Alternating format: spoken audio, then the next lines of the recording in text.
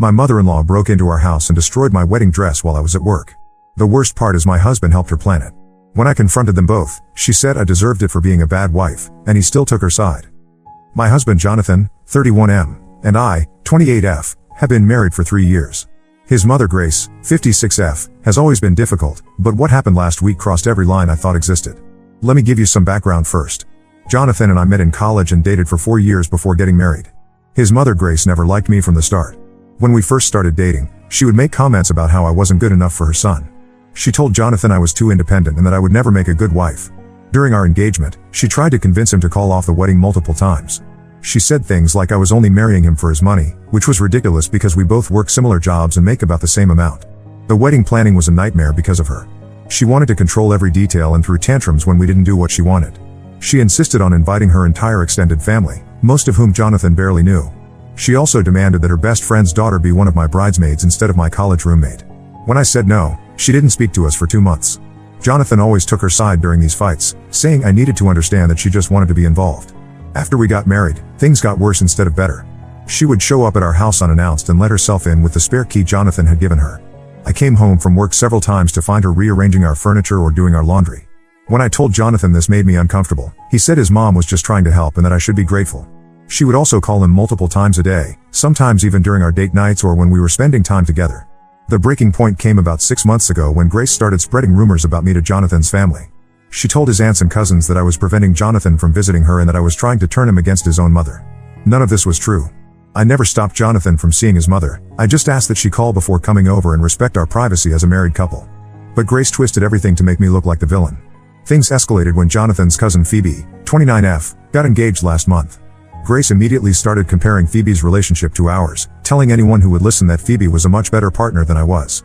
She said Phoebe was more traditional and family-oriented, unlike me who was too focused on my career. This hurt because I work as a nurse and I've always been proud of helping people, but Grace made it sound like having a job was somehow wrong. The wedding dress incident happened last Tuesday. I keep my wedding dress in our bedroom closet in a special preservation box. It cost $1,200 and has sentimental value because my grandmother helped me pick it out before she passed away last year. My grandmother and I were very close, and choosing that dress together was one of our last special moments. I worked a double shift at the hospital that day and didn't get home until almost midnight. I was exhausted and just wanted to sleep. When I woke up the next morning and went to get ready for work, I noticed something was wrong in our bedroom. The closet door was slightly open, which was unusual because I always keep it closed. Then I saw pieces of white fabric on the floor. I opened the closet and found my wedding dress box open and empty. The dress was on the floor, cut into pieces. Someone had taken scissors to it and destroyed it completely. The bodice was separated from the skirt, the sleeves were cut off, and there were random cuts all through the fabric. Years of careful preservation were ruined in one night. I started shaking and called for Jonathan, but he had already left for work. I called him immediately and told him what happened. He said he would come home right away. While I waited for him, I looked around the house for signs of how someone got in. The front door was still locked, and all the windows were secure. Then I remembered that Grace still had our spare key. When Jonathan got home, I showed him the destroyed dress and asked if he thought his mother could have done this. He looked shocked and said there was no way she would do something like that. He suggested maybe we had been robbed, but nothing else in the house was missing or disturbed. I told him I wanted to call the police, but he asked me to wait until we could figure out what really happened. That afternoon, Jonathan went to his mother's house to ask her about it. He came back and said she denied everything and seemed genuinely surprised when he told her about the dress. She suggested that maybe I had done it myself for attention or insurance money. This made me even more upset because not only was she destroying my property, she was now trying to make me look crazy. I decided to call Grace myself and confront her directly. When she answered the phone, I asked her straight out if she had been in our house and cut up my dress. She was quiet for a long moment, then said she didn't know what I was talking about. But her voice sounded different, like she was lying. I told her I knew she still had our spare key and that she was the only person who could have gotten in. That's when she finally admitted it. She said she had come over Tuesday night while we were both supposed to be asleep. She didn't know I was working late.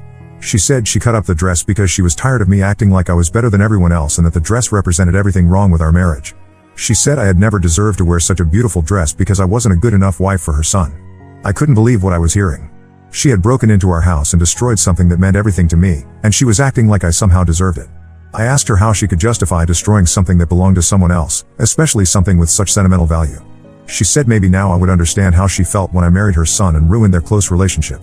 This conversation happened while Jonathan was in the room with me, and he heard everything she said. I expected him to be as outraged as I was, but instead he just sat there looking uncomfortable. When I hung up the phone, I asked him what he thought we should do. He said maybe we should all sit down and talk about this like adults. I told Jonathan I wanted Grace to pay for a new dress and to return our spare key immediately. I also said I didn't want her coming to our house anymore without permission. Jonathan said those seemed like reasonable requests and that he would talk to his mother about making things right. The next day, Jonathan went to see Grace again. When he came back, he said she had refused to pay for the dress and that she thought I was overreacting. She said it was just a dress that I would never wear again anyway, so what was the big deal? She also said she wouldn't give back the spare key because Jonathan had given it to her and it wasn't my decision to take it away. At this point, I realized that Grace was never going to take responsibility for what she did or try to make it right. I also realized that Jonathan wasn't going to stand up to her in any meaningful way. He kept saying he understood both sides and that we all needed to find a way to get along. I started looking into filing a police report for breaking and entering and destruction of property. When I mentioned this to Jonathan, he got upset and said I was trying to get his mother arrested over a dress. He said his family would never forgive me if I involved the police, and that I was being vindictive. That's when I realized that Jonathan cared more about keeping his mother happy than protecting me or our marriage. After 3 years together, he was still choosing her over me when it really mattered. I told him I needed some time to think about everything, and I've been staying at my sister's house for the past 3 days. Jonathan has been calling and texting constantly, saying he wants to work things out. He keeps saying his mother was wrong but that involving the police would just make everything worse. He wants me to come home so we can move past this and focus on our marriage. But I don't know if I can move past this. It's not just about the dress, although that was important to me. It's about the fact that his mother violated our home and our privacy, destroyed something precious to me, and then refused to take any responsibility for her actions. And Jonathan is more concerned about protecting her from consequences than he is about how this affected me. I keep thinking about my grandmother and how excited she was when we found that dress together. She said it made me look like a princess and that she couldn't wait to see pictures of me wearing it on my wedding day. Now those pictures are the only place that dress exists anymore. I don't know what to do next. Part of me wants to file the police report anyway and let Jonathan deal with the fallout. Another part of me wonders if I should just cut my losses and start over somewhere else. I can't imagine living with someone who won't protect me from his mother's attacks, and I can't imagine having Grace as part of my life for the next however many years. Has anyone else dealt with something like this? How do you move forward when your spouse's family destroys your property and your spouse won't stand up for you? Update 1. I wanted to update everyone who commented on my original post about my mother-in-law Grace destroying my wedding dress. A lot has happened since then, and I need to get this all written down because I still can't believe how everything unfolded. First, thank you to everyone who validated my feelings and gave me advice. Reading your responses helped me realize I wasn't overreacting and that what Grace did was not normal family drama. Several people suggested I file a police report regardless of what Jonathan wanted, and others recommended I look into getting the locks changed.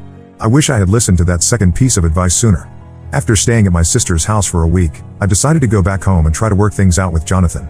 He had been calling me every day saying he missed me and that he had talked to his mother about boundaries. He promised that Grace had agreed to stay away from our house and that she understood she had crossed a line with the dress situation. I wanted to believe him because despite everything, I still loved my husband and wanted our marriage to work. We had built a life together, bought a house, adopted our dog Charlie, and I wasn't ready to throw all of that away without giving it one more chance. When I got home, Jonathan had cleaned the house and bought me flowers. He apologized again for not standing up to his mother sooner and said he realized he had been putting her feelings ahead of mine. He promised that from now on, our marriage would come first. We talked for hours about setting boundaries with Grace and about how to rebuild trust between us. For about a week, things seemed better. Grace didn't come by the house or call as much as usual. Jonathan was making an effort to spend more time with me and less time on the phone with his mother. I started to think maybe we could actually work through this and come out stronger. Then last Friday happened, and everything fell apart again. I was at work when my neighbor Mrs. Peterson called me. She's an older woman who lives next door and has always been friendly with us. She told me she had seen Grace's car in our driveway around lunchtime and thought I should know since Grace had been there for over an hour. This immediately made me suspicious because Jonathan was supposed to be at work, and we had agreed that Grace wouldn't come to the house anymore without both of us being present.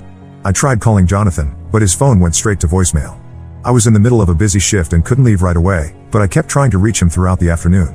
When I finally got home that evening, Jonathan was already there making dinner like nothing had happened. I asked him about Grace's visit, and he said he didn't know what I was talking about. He claimed he had been at work all day and that his mother hadn't been to the house. I told him about Mrs. Peterson's call, and that's when his story started changing. First he said maybe Grace had stopped by briefly to drop something off. Then he said she might have come by to get something she had forgotten. Finally, he admitted that yes, she had been there, but it was only for a few minutes and nothing important had happened. I asked him why he had lied to me about it, especially after we had just agreed on complete honesty about his mother. He said he hadn't wanted to upset me over nothing and that he thought it would be better if I didn't know about every little interaction he had with Grace. This made me realize that Jonathan still didn't understand the problem. It wasn't about him talking to his mother, it was about him lying to me and breaking the agreements we had made together. I told him I needed to know the truth about what Grace had been doing in our house for over an hour. That's when Jonathan finally told me the real story. Grace had called him at work that morning crying and saying she needed to talk to him urgently. She said she was having chest pains and thought she might be having a heart attack. Jonathan immediately left work and met her at our house because she said she was too scared to drive herself to the hospital. When he got there, Grace was sitting in her car in our driveway looking fine. She said the chest pains had stopped but that she was still worried about her health. She asked if she could come inside to rest for a while before driving home. Jonathan let her in and made her some tea while she sat on our couch. According to Jonathan, they just talked about her health concerns and about how stressed she had been lately. She apologized again for the wedding dress incident and said she had been going through a difficult time emotionally. She promised Jonathan that she wanted to repair her relationship with me and make things right. But then Jonathan mentioned something that made my blood run cold. He said that while Grace was resting, she had asked to use our bathroom. She was upstairs for about 20 minutes, which Jonathan thought was strange, but he didn't want to question her if she wasn't feeling well. I immediately went upstairs to check our bedroom and bathroom. At first, everything looked normal. But then I noticed that some of my jewelry was in different positions on my dresser. My laptop, which I usually keep closed on my desk, was open. And when I checked my closet, I could tell that someone had gone through my clothes. I confronted Jonathan about this, and he insisted that Grace wouldn't have gone through our personal things. He said maybe I was remembering wrong about where I had left things. But I know my own belongings, and I know someone had been going through them. The next morning, I discovered what Grace had really been doing upstairs. I was getting ready for work when I noticed that my birth control pills were missing from my bathroom cabinet. I always keep them in the same spot, and they were definitely gone. I searched the entire bathroom and bedroom but couldn't find them anywhere. Then I checked the trash can and found the empty pill pack at the bottom, underneath other garbage. Someone had taken out all of my birth control pills and thrown them away. I called Jonathan immediately and told him what I had found. At first, he didn't believe me and suggested that maybe I had thrown them away myself and forgotten. When I insisted that wasn't true, he said maybe Charlie had somehow gotten into the cabinet and scattered the pills. But I knew what had really happened. Grace had gone through our personal belongings while Jonathan was downstairs, found my birth control pills, and destroyed them. This wasn't random or accidental. She had specifically targeted something that would affect my ability to control my own reproductive choices. When I explained this to Jonathan, he finally admitted that it was possible his mother had done it. But instead of being outraged like I expected, he asked me why it was such a big deal since we could just get a new prescription. I couldn't believe he was still minimizing his mother's actions. She had violated our privacy, gone through our personal belongings, and tampered with my medication. This wasn't about the cost of replacing the pills, it was about the fact that she felt entitled to interfere with the most personal aspects of my life. I asked Jonathan what he planned to do about this latest incident. He said he would talk to Grace and ask her to admit what she had done. When I said that wasn't enough and that I wanted him to demand she stay away from our house permanently, he said that would be too harsh and might damage their relationship permanently. That's when I realized that Jonathan was never going to prioritize our marriage over his relationship with his mother. No matter what Grace did, he would always find ways to excuse her behavior and minimize the impact on me. He was more worried about hurting his mother's feelings than protecting his wife from her attacks. I told Jonathan I was going back to my sister's house and that I needed time to decide whether our marriage was worth saving. He begged me not to leave again and promised that this time he would really set boundaries with Grace. But I had heard those promises before, and his actions had shown me that his words didn't mean anything. I've been at my sister's house for the past week, and Jonathan has been calling constantly. He says Grace has admitted to throwing away my birth control and that she's very sorry. He says she only did it because she wants us to have children and thought maybe if we had a baby, it would bring our family closer together. The fact that Jonathan thinks this explanation somehow makes Grace's actions acceptable tells me everything I need to know about where his priorities really lie. I'm starting to think this marriage might be over. Update 2: I've been putting off writing this update because I wasn't sure how much detail to include, but after what happened this week, I think I need to tell the whole story. The situation with Jonathan and Grace has gotten much worse, and I've discovered that their behavior was even more calculated than I originally realized. After my last update, I stayed at my sister's house for another 2 weeks while Jonathan continued to call and text me every day. He kept saying that Grace was sorry and that they both wanted to make things right. He suggested we all meet for dinner so Grace could apologize in person and we could start fresh. Against my better judgment, I agreed to one final conversation with both of them. I thought maybe if Grace could acknowledge what she had done and agree to stay out of our lives, there might be a chance to save my marriage. I told Jonathan I would meet them at a restaurant, not at our house, and that this was their last opportunity to make things right. We met at a chain restaurant near their neighborhood last Saturday afternoon. Grace was already there when I arrived, sitting next to Jonathan in a booth. She looked perfectly normal, not like someone who was sorry for destroying my property and violating my privacy. When I sat down, Grace immediately started talking about how glad she was that we could all be together as a family again. She said she had been praying for me to come to my senses and realize that family was more important than holding grudges. She never actually apologized for anything she had done. I asked Grace directly if she was sorry for cutting up my wedding dress and for going through my personal belongings. She said she understood why I was upset, but that sometimes people do things out of love that might seem hurtful at the time. She said everything she had done was because she wanted what was best for Jonathan and our marriage. When I asked her specifically about throwing away my birth control pills, she said she thought Jonathan and I should be focusing on starting a family instead of preventing one.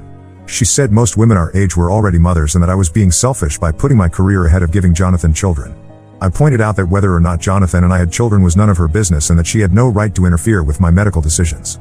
Grace said that as Jonathan's mother, she had every right to be concerned about his happiness and his future. She said if I really loved him, I would want to give him the family he deserved.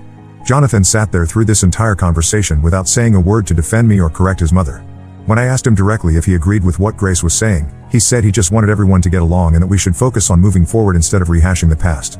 That's when I realized this meeting was never about Grace apologizing, it was about them trying to convince me to accept her behavior and pretend nothing had happened. They wanted me to come home and continue the marriage on their terms, with Grace remaining involved in every aspect of our lives. I told them both that I couldn't do that and that I needed Grace to stay completely out of my life if there was any chance of fixing my marriage with Jonathan. Grace said that was impossible because Jonathan was her son and she would always be part of his life. She said if I couldn't accept that, then maybe I wasn't the right wife for him. Jonathan finally spoke up, but not to support me. He said his mother would always be important to him and that he hoped someday I could learn to appreciate her like he did. He said he didn't want to choose between us, but that he couldn't cut his mother out of his life just to make me happy. I left the restaurant that day knowing my marriage was over. Jonathan had made his choice, and it wasn't me. But the real revelation came this week when I went back to our house to get more of my belongings. Jonathan was at work, and I still had my key. I wanted to pack up my clothes and some personal items so I could start looking for my own apartment. While I was packing, I found a box of papers in Jonathan's nightstand drawer that I had never seen before. Most of it was random stuff, old bills, warranty information, things like that. But at the bottom of the box, I found a notebook that had Jonathan's handwriting in it. The notebook contained what looked like a timeline of events from the past few months. Jonathan had written down dates and notes about conversations he had with Grace about me. Reading through it, I realized that Grace's attacks on me hadn't been random acts of anger, they had been part of a planned campaign to drive me away. According to Jonathan's notes, Grace had started complaining to him about me shortly after we got married. She told him I was controlling and that I was trying to isolate him from his family. She suggested that maybe I wasn't as committed to the marriage as I seemed and that he should watch for signs that I was planning to leave him. The notes showed that Grace had been feeding Jonathan specific stories about me for months. She told him she had seen me having lunch with male coworkers and suggested I might be cheating. She said she had noticed that I seemed distant and unaffectionate and that maybe I was having second thoughts about being married. Most disturbing of all, the notes revealed that Grace had suggested destroying my wedding dress as a way to test my reaction. She told Jonathan that if I really cared about our marriage, I would forgive the dress incident and try harder to get along with her.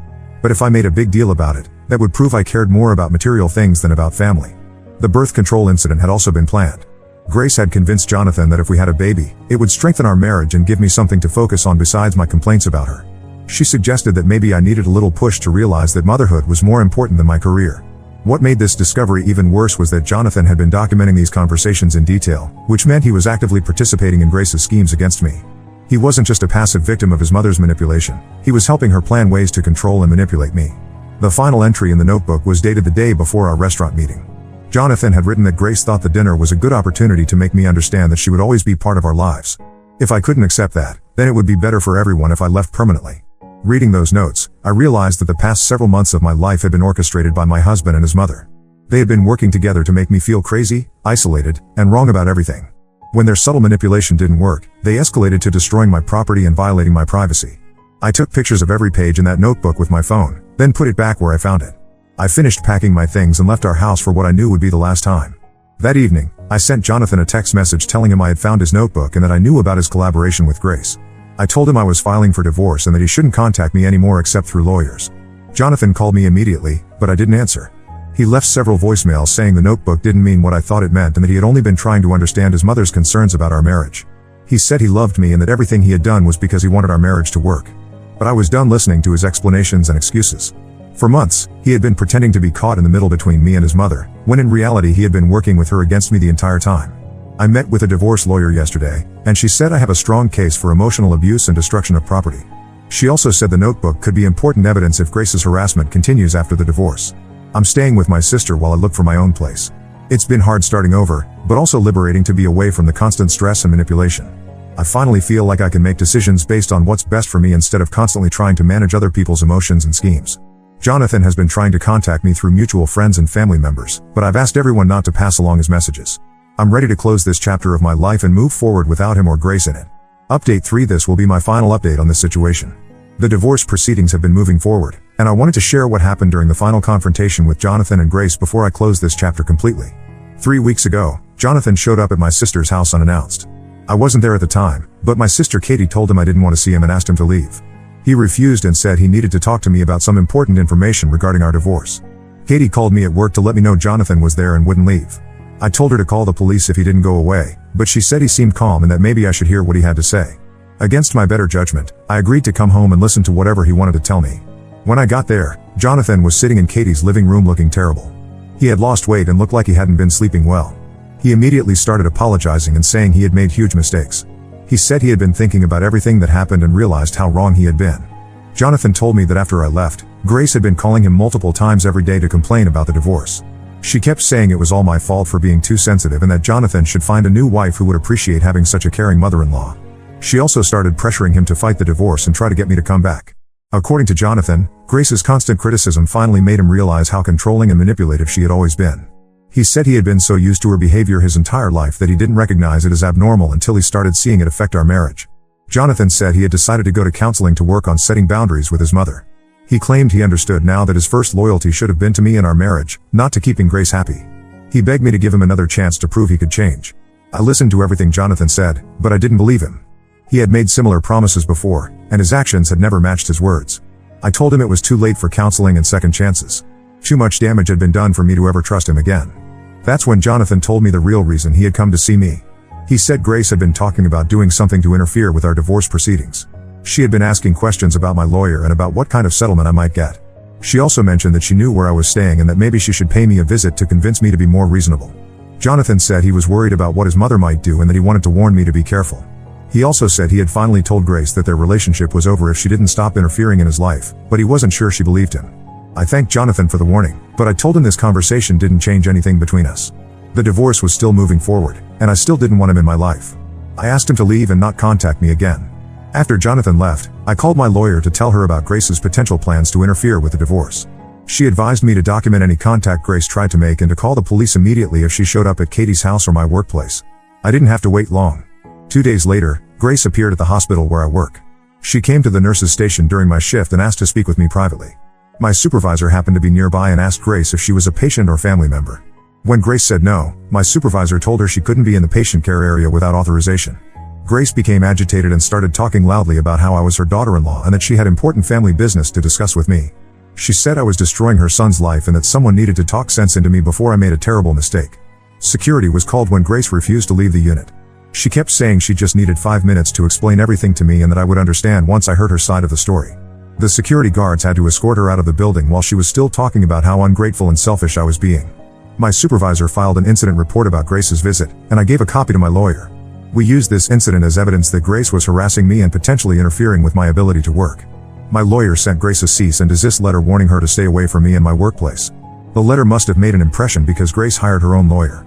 Her attorney contacted mine to say that Grace felt she was being unfairly blamed for the breakdown of my marriage.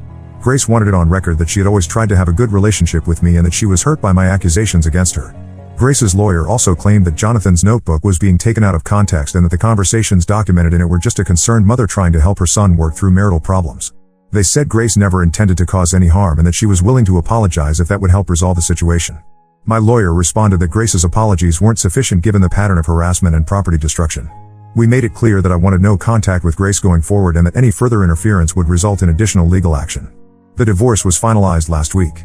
Jonathan didn't contest any of my requests, which surprised me. I got to keep most of our shared belongings, including our dog Charlie. Jonathan kept the house, but he had to buy out my portion of the equity. I also received compensation for my destroyed wedding dress and other damaged property. At the final hearing, Jonathan's lawyer mentioned that Jonathan was planning to move to a different state for a new job opportunity. I don't know if this is true or if it's just his way of getting away from the situation he created with his mother. I haven't heard from Grace since her lawyer contacted mine, and I hope it stays that way. I changed my phone number and asked my workplace to flag her name in case she tries to contact me there again. Moving forward has been easier than I expected. I found a nice apartment close to Katie's house, and I've been spending more time with friends I'd lost touch with during my marriage. It's amazing how much energy I have now that I'm not constantly dealing with Grace's drama and Jonathan's inability to stand up to her. I've also been dating someone new. His name is David, and he's a teacher I met through mutual friends. The best part about David is that he has a normal relationship with his family. His parents are kind, respectful people who treat me well without trying to control every aspect of our relationship. When I told David about everything that happened with Jonathan and Grace, he was shocked that any mother-in-law would think that kind of behavior was acceptable. He said his own mother would be horrified if she acted that way towards someone he cared about. It's been refreshing to be with someone whose family operates by normal boundaries and respect. I know some people might think I gave up on my marriage too easily, but I don't regret my decision. Jonathan had 3 years to show me that our relationship was his priority, and instead he chose to participate in his mother's schemes to control and manipulate me. Some damage can't be undone, and some trust can't be rebuilt. I'm sharing this final update because I want other people in similar situations to know that you don't have to accept toxic behavior from your in-laws or your spouse. You don't have to sacrifice your peace of mind and self-respect to keep other people happy. Sometimes the healthiest choice is to walk away and build a better life without the people who are determined to make you miserable. For anyone dealing with manipulative in-laws and unsupportive spouses, trust your instincts. If something feels wrong, it probably is. Don't let anyone convince you that you're overreacting or being too sensitive when someone is treating you badly. You deserve to be with people who respect you and treat you well. That's the end of this story. I'm looking forward to whatever comes next. Now let's move to the next story. Story 2: I caught my husband cheating and divorced him. Later, my ex-husband's AP revealed his sister knew about their 3-year affair. I, 34F, was married to Eric, 36M, for 8 years before our divorce last year. We met during our junior year of college at a mutual friend's party. I remember being drawn to his charismatic personality and infectious laugh. We started dating a few months later and things moved quickly from there. Eric came from a tight-knit family that seemed picture-perfect from the outside. His older sister Vanessa, 39F, and I hit it off right away, bonding over our shared love of true crime podcasts and hiking. Vanessa was married to Nathan, 41M, and they had 2 kids, a 7-year-old girl and a 4-year-old boy. Eric's parents, especially his mom Karen, 62F, welcomed me with open arms and treated me like the daughter they never had. After graduating college, Eric and I both landed jobs at the same tech startup. We loved the excitement of working for a young company, and our shared career goals brought us even closer. We got married in a small ceremony in Eric's parents' backyard, surrounded by family and close friends. The first few years of our marriage were wonderful. We traveled, advanced in our careers, and started talking about having kids of our own. Things started to change about 3 years ago. The startup we worked for was acquired by a larger company, resulting in a lot of changes. Eric was promoted to a management position, which meant longer hours and more stress. At first, I was proud of his success and tried to be supportive, even when he'd come home late or have to work weekends. Around that time, Eric's behavior started to shift. He became very protective of his phone, often taking calls in another room or texting at odd hours. When I asked about it, he'd brush it off as work stress. He also started going out more with his work friends, but was vague about who he was meeting or where they were going. I tried not to let my imagination run wild, but doubts started creeping in. Eric and I had always been so close, and suddenly it felt like there was this growing distance between us. I suggested couples counseling, thinking maybe we just needed help reconnecting. Eric reluctantly agreed, but after a few sessions, he said it wasn't helping and didn't want to continue. During this time, I threw myself into my own work and hobbies as a distraction. I started training for a marathon, spending hours running to clear my head. I also took on more responsibilities at work, earning a promotion to project manager. Despite these personal accomplishments, I couldn't shake the feeling that something was off in my marriage. Things came to a head about 2 years ago. I had taken a half day at work, wanting to surprise Eric with tickets to a concert he'd been talking about. When I got home, I heard noises coming from our home office. I slowly pushed open the door to find Eric in a compromising position with a woman I'd never seen before. The next few hours were a blur of tears and shouting. Eric confessed he had been having an affair for the past 8 months with a coworker named Ashley, 28F. He swore it didn't mean anything and begged me to forgive him. I was too hurt and angry to even process what he was saying. I grabbed some clothes and went to stay with my sister. Over the next few weeks, Eric's family reached out, constantly trying to convince me to work things out with him. His mother Karen was especially persistent, showing up at my workplace and even cornering me at the grocery store to plead Eric's case. She kept saying things like marriage takes work and everyone makes mistakes. I felt overwhelmed and pressured by their interference. When I finally agreed to meet with Eric to talk, I was shocked by his attitude. He seemed more concerned about how a divorce would impact his career and family's image than actually being remorseful for betraying me. He talked about how embarrassing it would be to tell people we were splitting up and how disappointed his parents would be. It became crystal clear to me in that moment that reconciliation wasn't an option. I filed for divorce soon after. Eric and his family were furious, calling me selfish and unforgiving. Vanessa, who I had considered one of my closest friends, suddenly turned cold. She spread rumors to our mutual friends that I had been frigid and neglectful, pushing Eric into another woman's arms. I was hurt and bewildered by her betrayal. The only person from Eric's family who stood by me was Nathan. He confided that he had suspicions Eric was cheating but didn't want to get involved without proof. While I was hurt he hadn't said anything earlier, I appreciated his honesty and support during such a difficult time. The divorce process was nasty. Eric tried to paint me as unstable and money-hungry to get a better settlement. He claimed that my obsession with work and running had pushed him to cheat. His family, led by Vanessa, embarked on a smear campaign against me. I lost many friends during that time, people I had considered close for years who suddenly believed I was some kind of gold-digging shrew. I threw myself into my work as a coping mechanism, taking on even more responsibilities at the office. My boss noticed my increased productivity and gave me another promotion, which was a small bright spot during an otherwise dark time. I also started seeing a therapist to work through my trust issues and rebuild my self-esteem. After months of legal back and forth, the divorce was finally finalized 6 months ago. I was able to keep our house and got a fair financial settlement, much to Eric's chagrin. I thought that would be the end of my involvement with Eric and his toxic family. But last month, I got a hysterical call from Karen. Through her sobs, I managed to piece together that Eric had gotten Ashley pregnant and they were now engaged. Karen was beside herself about the scandal this would cause in their social circles. Then, to my utter disbelief, she actually asked me to consider taking Eric back to avoid embarrassment to the family. I was stunned by her selfishness and audacity. This woman, who had once treated me like a daughter, was now only concerned about keeping up appearances. I firmly told her that Eric was no longer my problem and to never contact me again. Then I blocked her number. Since then, I've maintained no contact with Eric's entire family except for Nathan. He's kept me updated on the drama unfolding, though I've asked him not to share too many details. Apparently, Eric and Ashley's hasty engagement has caused a huge rift in the family. Vanessa especially is furious about welcoming the other woman into the family. There's also speculation that Ashley's pregnancy timeline doesn't add up. Nathan overheard a heated argument between Eric and his parents where they accused him of getting Ashley pregnant while he and I were still married. Eric vehemently denied this, but given his history of lying, who knows what the truth is? Part of me feels a twisted sense of vindication that Eric's actions are coming back to bite him. The family that was so quick to blame me for our divorce is now dealing with the real consequences of Eric's behavior. But mostly, I just feel relieved to be away from all the toxicity. I'm focused now on healing and moving forward with my life. I've continued with my marathon training, finding it to be great therapy. I recently completed my first full marathon, which was an incredibly empowering experience. I've also joined a support group for divorcees where I've made some wonderful new friends who understand what I've been through. Recently, I've started seeing someone new. We met at a local running club and hit it off immediately. It's still very early days, but for the first time in a long time, I'm excited about the possibility of a healthy relationship. I'm taking things slow and being cautious with my heart, but I'm hopeful for what the future might hold. Looking back, I can see now that ending my marriage was the best decision I could have made.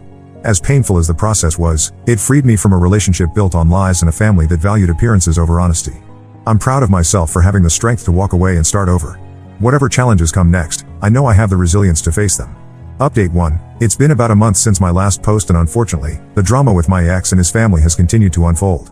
I really hoped I was done with all of it, but some new information has come to light that I felt I needed to share. A couple of weeks ago, I was at my usual Saturday morning running group when I spotted Ashley stretching nearby. My heart started racing and I quickly tried to turn away, but she called out my name. To my shock, she apologized profusely for the affair and begged me to hear her out. Against my better judgment, I agreed to get coffee with her after our run. We met at a small cafe near the park. Ashley looked nervous and kept fidgeting with her cup as she started talking. What she told me turned my world upside down. Apparently, she and Eric didn't just start their affair 8 months before I caught them. It had actually been going on for over 3 years. I felt like I had been punched in the gut. 3 years. That meant Eric had been cheating on me for most of our marriage. All those times I had doubted myself or felt guilty for being paranoid about his late nights at the office. I had been right all along. But the revelations didn't stop there. Ashley went on to tell me that Eric's sister Vanessa had known about the affair the entire time. Not only that, but she had actively helped cover for them on multiple occasions. She would lie to me about Eric's whereabouts or create fake work emergencies to explain his absences. I was absolutely floored. Vanessa, who I had considered one of my closest friends, had been betraying me for years. It made me furious to think back on all the times she had comforted me when I expressed doubts about Eric's fidelity.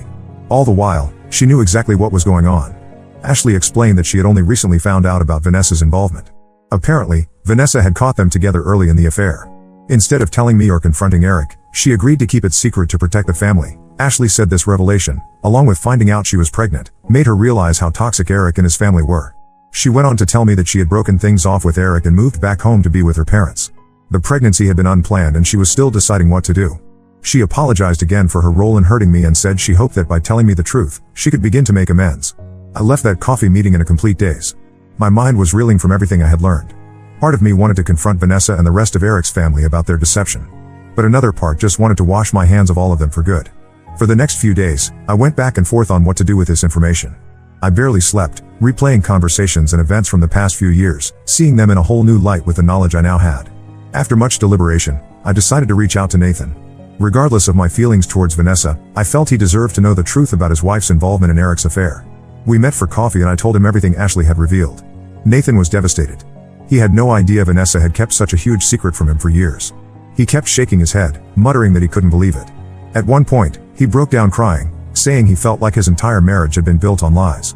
I felt terrible for potentially blowing up another relationship, but I truly believe Nathan deserved to know the truth. He thanked me for being honest with him and said he needed time to figure out what this meant for his marriage. Since then, I've heard through mutual friends that Nathan moved out and is staying with a buddy from work. Vanessa has been frantically trying to contact me, leaving angry voicemails accusing me of trying to ruin her marriage out of spite. I've blocked her number and all her social media accounts. Eric has also tried reaching out multiple times. His messages alternate between apologizing for everything and accusing me of meddling in his family's business. I haven't responded to any of them. As far as I'm concerned, his actions and lies caused all of this, not me simply telling the truth. I'm still processing all of this new information and what it means. I'm angry all over again at the level of deception from people I once considered family. It's brought up a lot of emotions I thought I had already worked through about the end of my marriage. But I'm also trying not to let their drama consume me. I've worked hard over the past year to rebuild my life and I don't want to lose that progress. I've been leaning on my support system, my therapist, my divorce support group, and my close friends. They've all been incredibly understanding and helpful as I navigate these new revelations. I have a date this weekend with the guy from my running club. I was tempted to cancel in light of everything going on, but I decided I didn't want to let Eric and his family's mess overshadow my chance at happiness. I'm determined to keep moving forward, regardless of what new drama might unfold. In the meantime, I'm channeling my energy into positive outlets. I've signed up for another marathon, this time to raise money for a local women's shelter. Training gives me a healthy way to process my emotions and the fundraising aspect helps me feel like I'm turning this negative experience into something positive. I know there may be more twists and turns ahead as this situation continues to unfold. But I'm committed to staying true to myself and not getting pulled back into the toxic dynamics of my former marriage and in-laws. Whatever happens next, I know I have the strength to handle it. Update 2. It's been about 2 months since my last update and I wish I could say things have calmed down, but that's unfortunately not the case. The situation with my ex and his family has continued to spiral in ways I never could have imagined. A few weeks ago, I got a call from Nathan. He was clearly upset and asked if we could meet in person to talk. We agreed to meet at a local park, figuring a public place would be best given everything going on. When I saw Nathan, I was shocked by his appearance. He looked like he hadn't slept in days, with dark circles under his eyes and rumpled clothes. As soon as we sat down on a bench, he dropped a bombshell. After confronting Vanessa about her role in covering up Eric's affair, she had confessed to her own infidelity. Apparently, Vanessa had been having an on and off affair with Eric's best friend Mark, 40M, for the past 5 years. Nathan was understandably devastated. He said he felt like his entire world had been turned upside down. But the revelations didn't stop there. Nathan went on to tell me that after Vanessa's confession, he had started to question everything. He decided to do a paternity test and discovered that their younger child, the 4-year-old boy, was actually Mark's biological son. I was absolutely stunned. The level of deception in Eric's family seemed never-ending. I couldn't believe Vanessa had the audacity to judge me for divorcing Eric when she had been cheating herself for years. Nathan thanked me again for being honest with him about what Ashley had told me. He said it gave him the push he needed to really question Vanessa and their marriage. He told me he had filed for divorce and was fighting for custody of both children, including the son that wasn't biologically his. I tried my best to comfort Nathan, but I was reeling from all this new information myself. I felt terrible for the pain he was going through and for the innocent children caught in the middle of all this mess. A few days after meeting with Nathan, I got a hysterical call from Karen, my former mother-in-law. She was sobbing, saying that everything was falling apart and begging me to help fix things. Apparently, the news of Vanessa's affair and the paternity revelation had gotten out to the extended family. Karen was distraught about the family's reputation being ruined. She kept saying things like, "What will people think? And how will we ever show our faces at church again?" I was furious that Karen seemed more concerned about appearances than the pain her children had caused. I told her in no uncertain terms that none of this was my problem to fix. I suggested that maybe she should focus on why both her children turned out to be serial cheaters instead of worrying about gossip. Then I hung up and blocked her number. Since then, I've heard through mutual friends that things have gotten even messier. Mark's wife found out about his affair with Vanessa and has also filed for divorce. Eric is apparently furious at Vanessa for destroying the family with her affair, completely ignoring his own role in everything. There are ugly fights happening over child custody and assets in both divorces. The once close-knit family is now completely fractured, with everyone taking sides and slinging accusations. As for me, I'm doing my best to stay out of all of it. I've blocked numbers and social media for Eric's entire family except Nathan. He and I still talk occasionally as he works through everything, but I've made it clear I can't be his main support system. I'm focused on my own healing and future.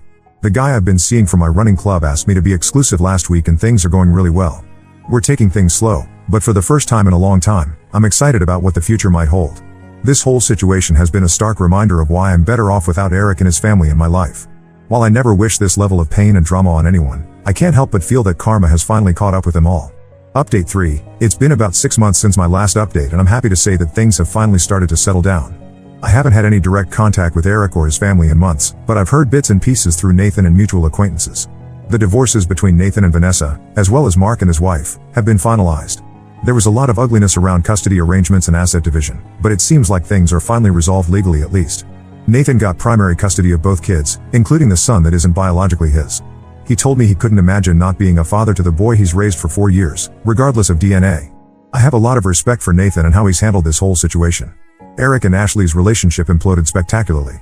Apparently, Eric had been lying to Ashley about ending things with me and starting divorce proceedings long before I actually caught them together. When Ashley found out the extent of his deception, she left him for good.